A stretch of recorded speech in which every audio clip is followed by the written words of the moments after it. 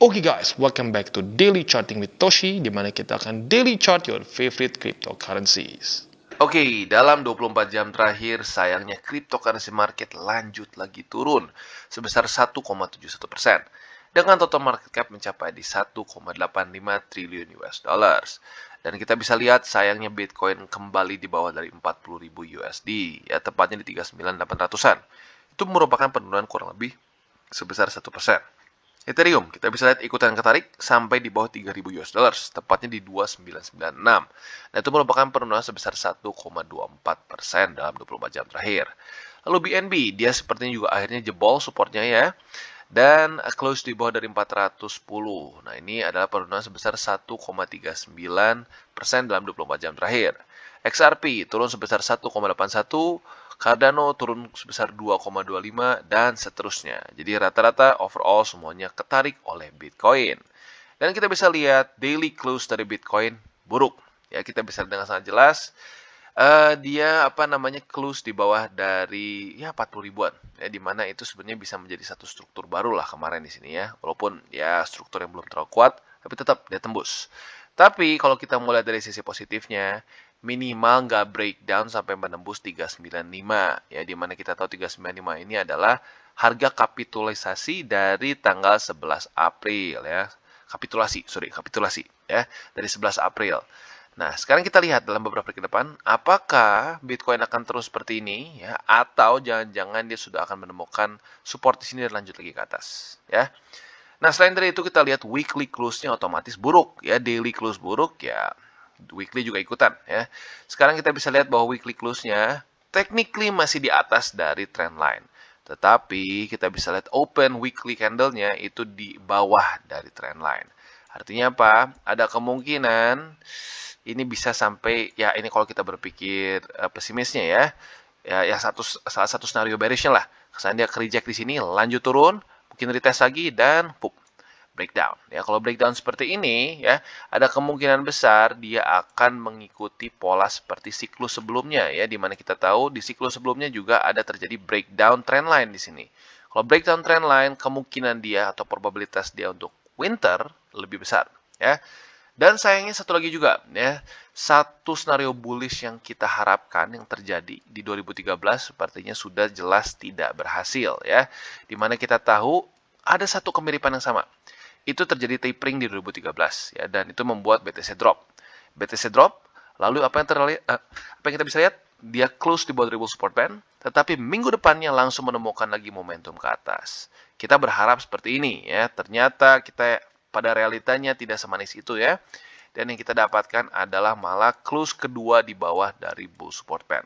Ya, jadi ya baik lagi ya. Berarti satu skenario sudah kita coret. Tinggal sekarang pertanyaannya adalah apakah kita akan breakdown atau tidak ya. Dan untuk buy limit dan lain nanti kita akan bahas di belakang ya. Untuk sekarang kita akan masuk dulu ke newsnya, baru nanti akan fokus lagi ke teknik analisis. Oke, dan berita kita pada hari ini datang dari Rusia ya, di mana Rusia ini sudah memfinalisasi crypto bill mereka ya. Kita bahas di sini. Nah, jadi kita tahu bahwa the Ministry of Finance atau Kementerian Keuangan dari Rusia sudah finalisasi a draft bill yang namanya On Digital Asset Currency, di mana sudah dikirim ke Russian government, ke pemerintahan Rusia untuk meminta approval sebagai hukum. Ya, jadi pada tanggal 8 April ini, Ministry of Finance ini sudah mengannounce akan mengamandemen dan finalisasi dari impending crypto bill, ya, di mana ini memprovide kejelasan regulasi, lalu juga sirkulasi, lalu issuance, trading, mining, dan berbagai macam aktivitas lain yang berhubungan dengan cryptocurrency market. Nah, waktu tanggal 8 ini ada berita seperti ini, tanggal 9-nya langsung ada gembar-gembor di Twitter ya, di mana banyak yang mengatakan bahwa Russian government ini sudah agree untuk menerima ini sebagai satu currency ya, bahkan ada yang mengatakan ini sebagai legal tender. Bahkan CZ pun mengatakan bahwa Rusia ini sudah akan melegalisasi kripto untuk pembayaran ya. Tetapi setelah berapa lama ternyata terlalu cepat ya selebrasinya, di mana CZ dan beberapa influencer cryptocurrency lain pun menghapus Twitter mereka ya, sebagai karena untuk urusan legal status dari Rusia ya. Jadi ternyata bukan menjadi legal tender. begitu ya, intinya ya ini seperti itu ya. Jadi ini semua ya, berita ini wah nge-boom ini karena ada satu newspaper yang disebut Kommersan ya, di mana Kommersan ini dia mengatakan bahwa mereka memiliki ya si authentic final version dari si draftnya ini. Nah, mereka mengatakan bahwa ternyata ini akan digunakan sebagai as a mean of payment, tetapi bukan untuk monetary unit dari Russian Federation. Ya, jadi kesannya boleh dipakai untuk pembayaran, ya boleh dilegalkan sebagai pembayaran. Kalau di Indonesia kan nggak boleh, ya. Lu transaksi pakai BTC gitu, itu nggak boleh harusnya. Ya, lu tetap harus pakai rupiah. Kalau di Rusia, lu boleh pakai pembayaran, tetapi bukan monetary unit, gitu. Jadi ya ada sedikit perbedaan, tapi tetap still good. Ya, artinya apa? Di Rusia kita nanti ke depannya, ya mungkin buat kita yang punya nanti banyak cryptocurrency, ya kita bisa berbelanja di sana dengan BTC dan banyak cryptocurrency lain. Ya, kita lanjut. Nah, lalu pada tanggal 14 April, Sergei Katirin, yaitu adalah President of Russia dari Chamber of Commerce and Industry, merekomendasi kolaborasi dengan negara-negara di Afrika untuk conducting cross-border settlements di kripto dan juga CBDC. Ya, jadi baik lagi, Rusia ini sekarang terlihatnya secara pemerintahannya tentunya ya, bank sentralnya tetap benci kripto, tapi pemerintahannya cenderung terbuka dengan inovasi-inovasi cryptocurrency. Ya. Dan selain itu bahkan yang lebih hebatnya lagi adalah the President of Russian Gas Society, yaitu Pavel Zavalny, ya, hinted the possibility of accepting Bitcoin yang menerima Bitcoin sebagai payment untuk ekspor minyak dan gas. Ya, tapi baik lagi, ini masih possibility, belum pasti ya. Dan ini nggak untuk semua negara ya. Jadi kita tahu bahwa Rusia sudah membuat list nih, negara yang friendly dan unfriendly terhadap Rusia. Nah, yang friendly saja yang akan mendapatkan kemungkinan untuk membayar dengan BTC. Selain dari BTC, ada juga Turkish Lira, lalu juga Yen, dan juga Bakyat. Otomatis juga Ruble, ya, yaitu adalah forex, atau bukan forex ya, itu mata uang mereka, bukan foreign exchange ya, lebih tepatnya mata uang di Rusia itu sendiri ya. Tetapi yang unfriendly seperti ya kita tahulah Amerika, Jerman, apalagi Inggris dan lain-lain, mereka harus bayar antara pakai ruble atau pakai emas ya. Jadi kurang lebih seperti itu. Overall dari Rusia kita bisa lihat bahwa mereka terus mulai cenderung lebih positif ke kripto. Dan cenderung lebih mengembrace kripto dibandingkan dengan beberapa teman-temannya. Contohnya seperti ya kita tahu China dan lain-lain. Nah, semoga saja ya dengan seperti ini Amerika dan berbagai macam negara first world country lain mulai tertekan untuk lebih cepat lagi mengadopsi kripto. Dan tentunya apabila semakin cepat adopsi kripto, ya mau tidak mau ya harga akan ikutan naik. Tapi naik sampai berapa? Ya balik lagi, kita harus balik ke teknik analisis ya. Jadi kurang lebih seperti itu untuk berita kita pada hari ini. Oke, dan kita balik lagi ke Bitcoin. Ya, seperti yang sudah kita bahas tadi ya, daily close-nya buruk. Ya, dia technically membuat lower low di sini. Ya, di daily mungkin nggak terlalu kelihatan, tapi kalau di 4 hourly kita bisa lihat dengan cukup jelas ya. Ya, mulai membuat ya. Tetapi good news-nya seperti yang kita bilang juga, dia nggak tembus 39.500. Dan masih ada kemungkinan selamat dengan trendline. Di mana sebelumnya kita bisa lihat pada tanggal 14 April pun saat trendline-nya terjadi seperti ini, dia menemukan momentum ke atas. Ya. Nah, jadi PR untuk BTC sekarang adalah jangan sampai tembus daerah 39.500. Ya. Dan untuk buy limit otomatis ya, seperti biasa, buat yang di 39.500, masuknya mungkin lebih ke ya tetap masuknya high risk ya, tetap masuknya high risk karena sudah tipis dan volume pun masih terus turun. Jadi buat kalian yang high risk ya atau lebih tepatnya agresif lah ya, boleh pertimbangkan buy limit di daerah 39.508 ya, atau dibulatin 395 aja deh biar gampang ya. Nah, tapi untuk kalian yang medium risk bisa pertimbangkan di daerah 37.000 ya. Dan untuk kalian yang konservatif bisa pertimbangkan di daerah 35.000 ya. Jadi kurang lebih seperti itu.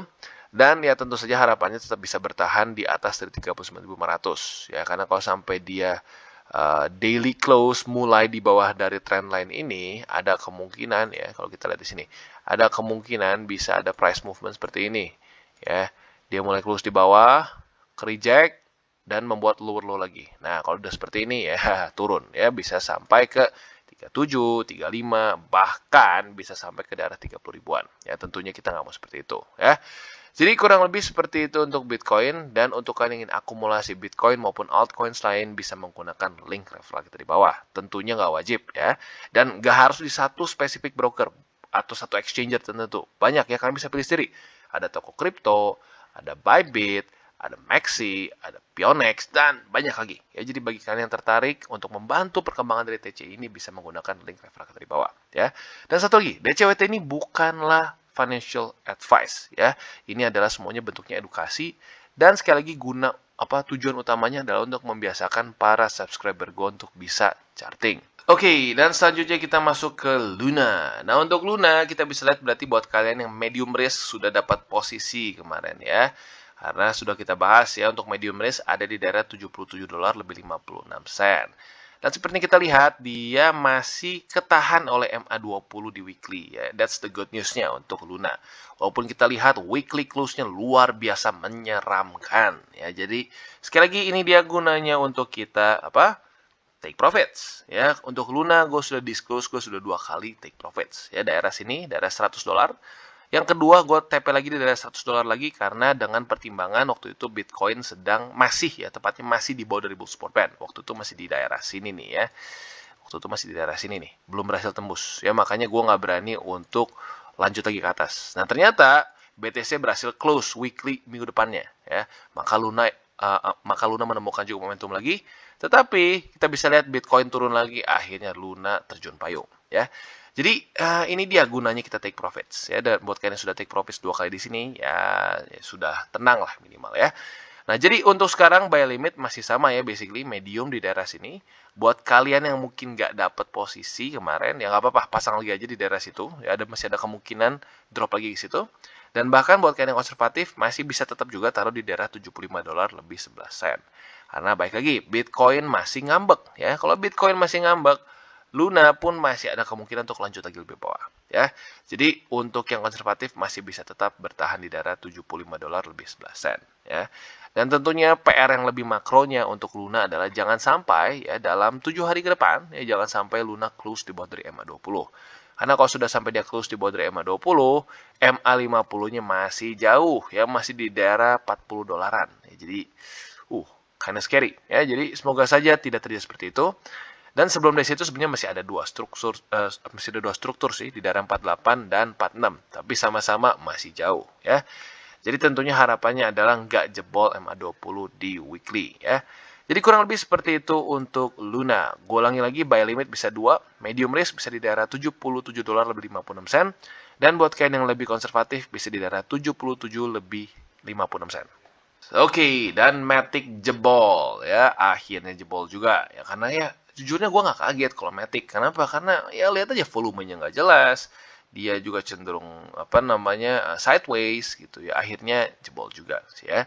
Nah, sekarang yang tinggal kita lihat adalah apakah dia akan menemukan momentum untuk nembus lagi ke atas seperti di sini ya pada tanggal 12 April, atau akan malah reject dan lanjut membuat lower low dan lower high ya. Kita lihat dalam beberapa hari ke depan tentunya. Nah, untuk sekarang, jadi bisa dibilang nasib dari Matic ini akan 100% di tangan dari Bitcoin ya, karena kalau Bitcoin dia rally, masih ada kemungkinan dia bisa tembus lagi seperti pada tanggal 12 April. Tapi kalau Bitcoin sideways aja ya, nggak perlu dia ngedrop, dia sideways aja, menurut gua Matic akan hancur secara harga nih ya. Kemungkinan besar karena akan reject di sini dan lanjut turun ya. Karena kenapa? Volumenya lagi-lagi nih udah serendah ini aja masih lanjut lagi turun. Begitu. So, ya baik lagi untuk Matic, gue pribadi masih lebih ke wait and see. Dan kalau kalian mau tunggu, ya sudah daerah $1 lebih 12 sen. Dimana itu adalah sebuah struktur yang terbangun di weekly ya. Itu terbangun di daerah sini ya. Pada tanggal 20 September sampai 27 September ya. Jadi kurang lebih untuk Matic seperti itu ya. Dalam posisi ini gue nggak akan tambah posisi. Kecuali dia menemukan momentum di sini. Ya, bukan cuma nembus ini kalau gue pribadi ya, karena jujurnya nggak kuat kemarin juga. Tembus ini ya. Tembus di sini pelan-pelan, MA20 dan 50 dia taklukkan. Kalau pantul di situ baru kita beli ya. Jadi antara itu atau jebol ke daerah $1 lebih 12 sen ya. Jadi kurang lebih seperti itu untuk Matic. Oke, dan selanjutnya kita masuk ke BNB. Dan sayang sekali akhirnya setelah perjuangan berapa hari nih? 1, 2, 3, 4 ya, akhirnya di hari kelima ya jebol juga. Ya. Tapi good newsnya apa? Good newsnya MA50 masih cukup kuat untuk mempertahankan BNB ya. Jadi baik lagi, ini dia mungkin salah satu gunanya kita charting altcoins ya. Banyak yang bilang, "Bang, buat apa Bang kita charting altcoins kan?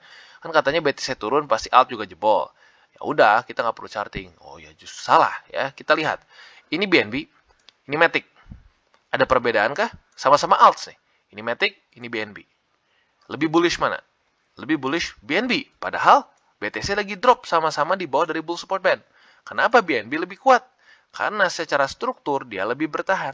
Itu lebih ketahan minimal ya dibandingkan dengan Matic dan beberapa alts yang lain. Ya jadi ini tetap kegunaannya dari kita charting altcoins. Seperti apa ya? Satu gambaran yang kemarin gue kasih lihat. Seperti ada anak yang ketenggelam ya, nggak pakai pelampung sama pakai pelampung. Lebih mudah ditarik mana oleh BTC? Lebih mudah ditarik yang pakai pelampung tentunya ya, karena ada bantuan dari si pelampung itu sendiri. Tapi kalau tuh anak nggak pakai pelampung, ya tenggelamnya jauh lebih gampang ya. Jadi kurang lebih seperti itu. Anggap MA50, 20 dan struktur ini adalah sebagai pelampung. Semakin banyak struktur, semakin lebih gampang untuk ditarik ya. Jadi kurang lebih seperti itu. Dan untuk buy limit kurang lebih sedikit berubah ya.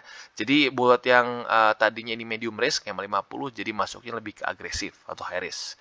Nah, untuk yang masuknya ke ini ya, mungkin masuk ke medium jadi 395 ya, yaitu adalah struktur di mana kemarin pada tanggal 11 dan 12 April BNB jebol ya, atau ya apa namanya ya, dia jebol ke situ ya, jadi terbawa suatu struktur baru.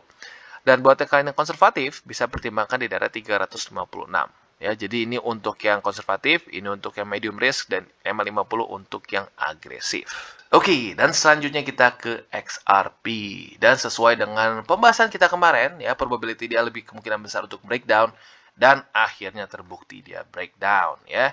Pada tanggal 15 April di reject oleh MA50, tanggal 16 April kembali lagi di reject oleh MA50, dan akhirnya pada tanggal 17 April jebol juga ke bawah ya. Nah, jadi kita tahu bahwa kemarin-kemarin cukup banyak yang excited dengan XRP ya, karena dia nge-pump pada tanggal 15 April ya. Dia nge-pump, tetapi gue sudah bilang hati-hati. Hati-hati karena kenapa? Ada MA50 di sini. Dan apa namanya, gue sudah bilang jangan paksain beli di sini ya, karena kemungkinan besar ada ada kemungkinan besar dia breakdown ya. Karena kenapa? Gue udah bilang volumenya nggak terlalu besar ya. Kita bisa lihat setelah nge-pump candle sebesar ini, tapi volumenya peningkatannya dari hari sebelumnya tipis, dan besoknya langsung turun lagi. Makanya gue bilang hati-hati, jangan dipaksakan ya, ada kemungkinan breakdown. Dan akhirnya benar, tanggal 17 April breakdown ya. Nah, jadi ini dia bukti bahwa technical analysis berguna ya, karena dia nggak random berhentinya. Dia berhenti di tempat-tempat yang memang jelas menjadi resisten ya. Tapi jangan berpikir ini adalah dukun pribadi ya. Jadi jangan lu berpikir lu kayak datang ke Mbah Dukun, "Mbah, saya mau kaya besok, Mbah. Gimana caranya?" gitu. Nggak kayak gitu, nggak dengan TA. TA itu adalah apa? Olah data. Kita mengolah data ya. Seperti yang kita seperti yang kita analisa kemarin ya. Harga naik, ngepam luar biasa besar, tapi volume nggak naik besar. Lalu besoknya langsung turun lagi dan ke-reject oleh MA50 dan 20. Itu sama aja seperti lu keluar dari rumah, ngelihat mendung, mulai hujan, rintik-rintik. Nah, kalau lu yang punya logika, apa yang akan lu pakai? Yang lu pakai kemungkinan besar adalah apa? Lu bawa payung, lu bawa jas hujan kalau naik motor, dan lain-lain. Ya kan? Nah, tapi apakah pasti akan hujan? Tentunya tidak. Ya. Tapi harus siap dengan kemungkinan probabilitasnya lebih besar hujan. Jadi itu kegunaan teknik analisis. Saat lu sudah sadar kegunaannya itu, lu akan jauh lebih menghargai teknik analisis. Ya. Jadi kurang lebih seperti itu untuk XRP, dan buy limit gue pribadi nunggu antara dua ya. Kalau dia ketemu satu momentum dan menembus MA50 dan 20, mungkin ke-reject di daerah sini, terpantul lagi di sini ya. Kuncinya apa? Terpantul ya, baru beli di situ ya. Tapi andaikan dia ke-reject lagi oleh 20, ke-reject lagi ya sudah. Bersabarlah, tunggu di daerah 70 sen di sini ya. Jadi kurang lebih seperti itu untuk XRP. Oke, dan selanjutnya Solana. Kita bisa lihat Solana di reject oleh daerah 105 dolar ya, atau dibulatin 106 dolar lah ya, karena belakangnya 95 sen. Ke-reject, dan kita bisa lihat technically speaking dia close di bawah, tapi sedikit banget ya. Dia sedikit close di bawah dari MA50 ya, dimana cuma beberapa sen saja. Tapi still technically tembus. Nah, tapi seperti yang kita tahu, kalau tembusnya kecil, seringkali kita nggak terlalu hitung gitu ya. Kita tinggal lihat candle sebelumnya. Candle selanjutnya ya. Kalau candle selanjutnya jebol lagi ke bawah, berarti oke, itu legit sudah breakdown. Tapi kalau candle selanjutnya dia malah ke atas, berarti false breakdown, ya. Jadi untuk sekarang Solana kita lebih ke menunggu ke besok, ya. Apakah besok Solana berhasil close lagi di atas M50 atau tidak? Kalau berhasil close di atas dari M50, artinya kemarin false breakdown, ya. Nah, jadi untuk sekarang buy limit ya bisa dibilang masih di M50 buat kalian yang kemarin belum pasang, ya. Jadi karena ya baik lagi seperti yang gue bilang, ada kemungkinan false breakdown. Jadi gue ulangi, untuk Solana masih bisa pertimbangkan di daerah $100, yaitu adalah MA50 di daily, ya. Jadi kurang lebih seperti itu. Dan kalau untuk weekly close-nya Solana, kita bisa lihat sayangnya buruk, ya. Dia berarti dengan secara overall-nya reject oleh MA50 di weekly yang ada di $112, ya. Jadi kurang lebih seperti itu untuk Solana. Buy limit seperti yang gue bilang masih di $100 untuk di MA50 di daily. Oke, dan selanjutnya Harmony One, di mana kita bisa lihat akhirnya dia pecah juga dari sideways 1, 2, 3, 4, ya, 4 hari di sini. Akhirnya breakdown juga kemarin, ya. Tapi good news-nya, ya, jujurnya gue nggak menyangka seperti ini. Gue pikir dia bakal tembus daerah sini, ya. Awalnya gue pikir dia bakal tembus daerah 11 sen ini dan lanjut turun. Ternyata enggak, ya, dia masih bisa mempertahankan di daerah sini. Dan kalau kita lihat di 4 hourly-nya, dia itu mulai breakdown setelah dia reject oleh MA, atau lebih tepat setelah false break up di MA20 di sini, ya. False break up dan boom turun di sini. Dan arguably kita bisa bilang jangan-jangan dia ketahan oleh struktur di daily di sini, ya. Jadi kita lihat dalam beberapa hari ke depan, apakah struktur ini akan terus bertahan, mungkin akan sideways dulu, BTC mulai nggak ngambek dan lanjut ke atas, atau jangan-jangan malah ini lanjut lagi breakdown, retest, dan jebol lagi ke bawah, ya. Kalau sampai jebol lagi ke bawah, kita tahu bahwa di bawah masih ada satu struktur di daerah 10 sen, ya.